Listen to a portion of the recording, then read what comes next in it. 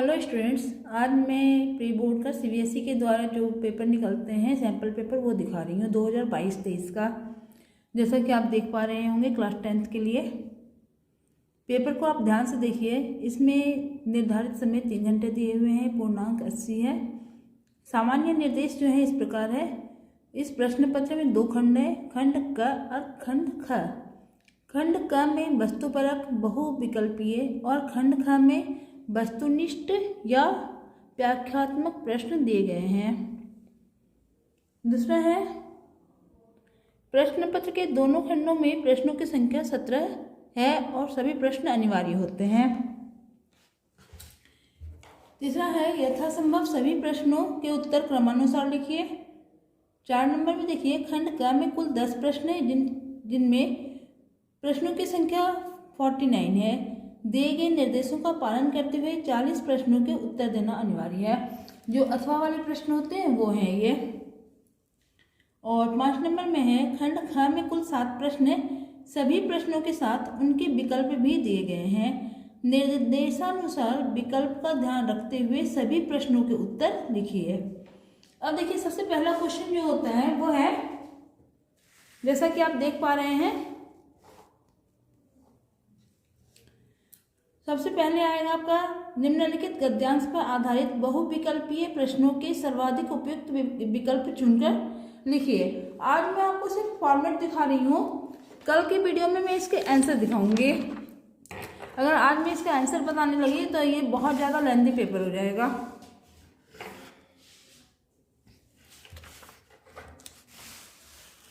देखिए, इसमें आपके 10 प्रश्न होंगे। तो ये अपठित गद्यांश जो है आपका, उसमें से आपको पढ़ना है और आंसर करना है। तो ये देखिए, आप ध्यान से देखिएगा किस तरह के प्रश्न हैं।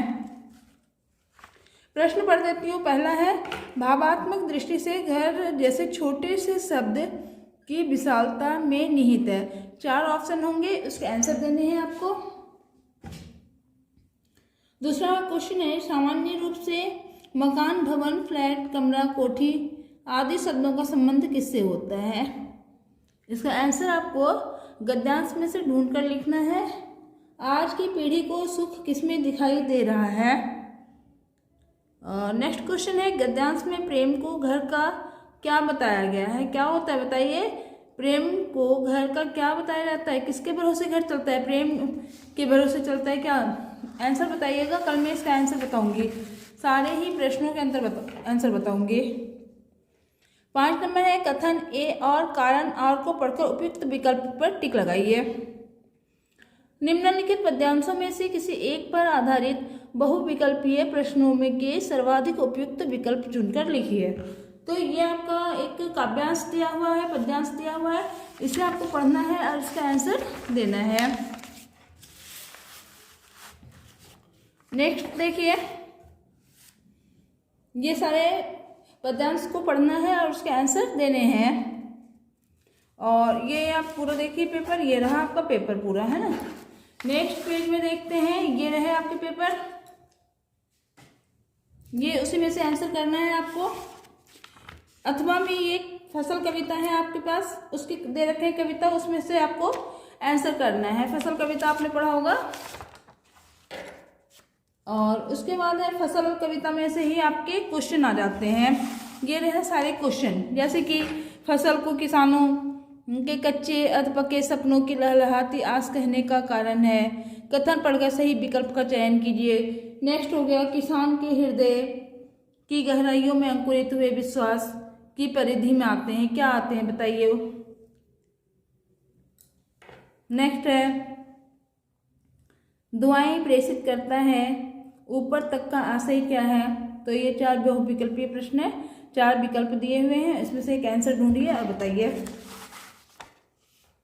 नेक्स्ट है, भरोसे और आकांक्षा की रस्साकसी में पंक्ति के आधार पर किसान की मनोदशा से जुड़ा सही विकल्प कौन सा है। इसका आंसर कीजिए।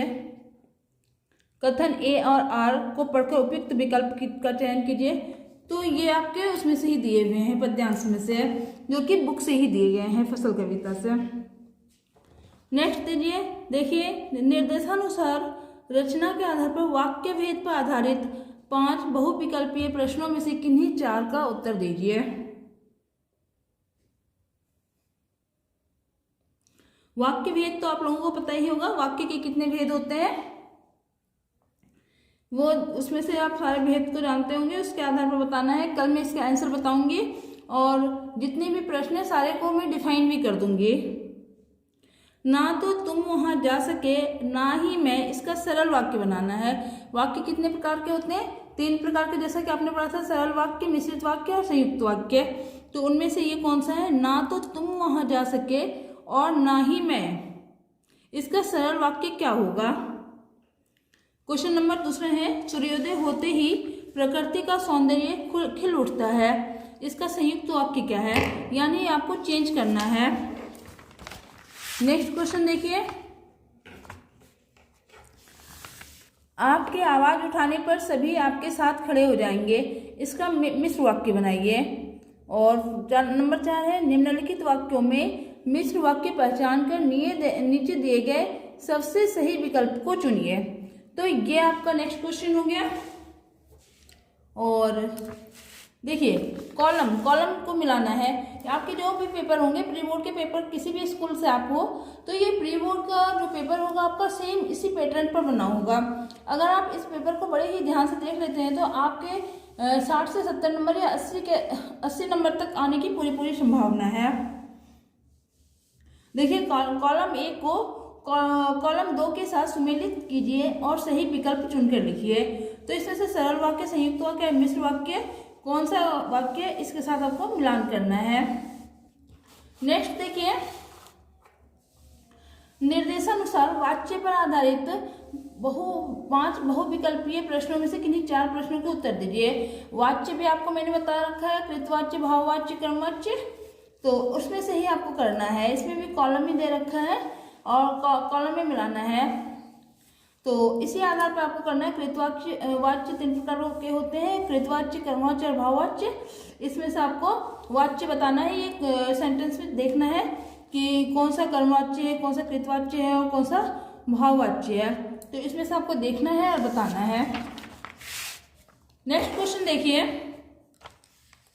क्वेश्चन नंबर 5, निर्देशानुसार पद परिचय पर आधारित 5 बहुविकल्पीय प्रश्नों में से किन्हीं 4 प्रश्नों के उत्तर दीजिए।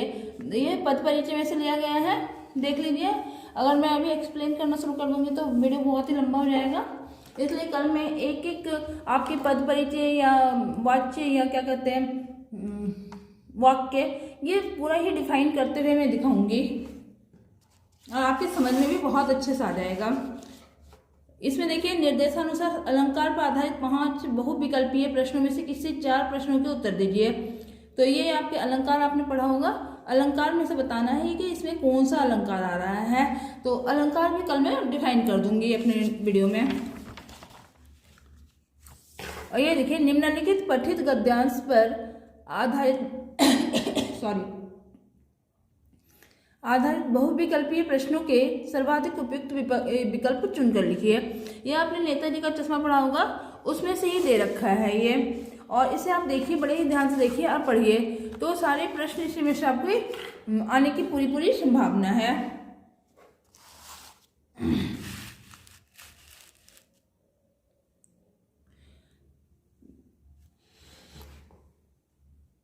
गद्य पाठों के आधार पर निम्नलिखित 2 बहुविकल्पीय प्रश्नों के सर्वाधिक उपयुक्त विकल्प चुनकर लिखिए। ये क्वेश्चन है, इसका आंसर आपको चुनकर लिखना है।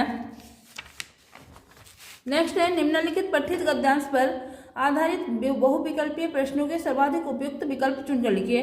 ये आपके बुक में से ही दिए गए होते हैं, ये पद्यांश है। इसमें से 5 प्रश्न दिए जाएंगे और उस 5 में से आपको आंसर ढूंढकर लिखना है। और क्वेश्चन देखिए, पद्य पाठों के आधार पर निम्नलिखित प्रश्नों के उत्तर लिखिए। तो ये आपके जो बुक के प्रश्न उत्तर हैं उसमें से दिए गए हैं। नेक्स्ट क्वेश्चन है, गद्य पाठों के आधार पर निम्नलिखित 4 प्रश्नों में से किसी 3 प्रश्नों के उत्तर दीजिए। देखिए, ये प्रश्न क्या है? नवाब साहब की सनक नकारात्मक थी, किंतु हर सनक नकारात्मक नहीं होती, उदाहरण देकर बताइए। या महानगरों की फ्लैट कल्चर और लेखिका मन्नू भंडारी के परंपरागत पड़ोस कल्चर में आपको क्या अंतर दिखाई देता है, ये लिखना है। नेक्स्ट क्वेश्चन है, मंगल ध्वनि किसे कहते हैं? बिस्मिल्लाह खां को शहनाई की मंगल ध्वनि का नायक क्यों कहा जाता है। उसके बाद नेक्स्ट क्वेश्चन हो जाएगा आपका, पद्य पाठों के आधार पर निम्नलिखित 4 प्रश्नों में से किन्हीं 3 प्रश्नों के उत्तर लगभग 25 से 30 शब्दों में दीजिए। उसके बाद आपके जो क्वेश्चन आएंगे वो होगा, पूरक पाठ्य पुस्तक में पाठों पर आधारित निम्नलिखित प्रश्नों के उत्तर दीजिए। तो ये पढ़ना है और इसके उत्तर आपको अपने पाठ्य पुस्तक के बुक से ही देने हैं। किसी एक विषय पर अनुच्छेद भी लिखना होगा आपको। तो अनुच्छेद तो कोई किसी भी टॉपिक पर आ सकता है, आप देख लेना। और इसके बाद लेटर राइटिंग है और एक आपका विज्ञापन आता है इसमें। तो ये रहे आपके प्री बोर्ड के सारे सिलेबस, फॉर्मेट बता दिया मैंने आपको। और जो भी आपके क्वेश्चन होंगे सेम क्वेश्चन ये तो नहीं होंगे, बट इससे अलग क्वेश्चन होंगे, पर फॉर्मेट यही सेम होगा। Okay, thank you. वीडियो पसंद आया तो आप लाइक कीजिए, सब्सक्राइब कीजिए।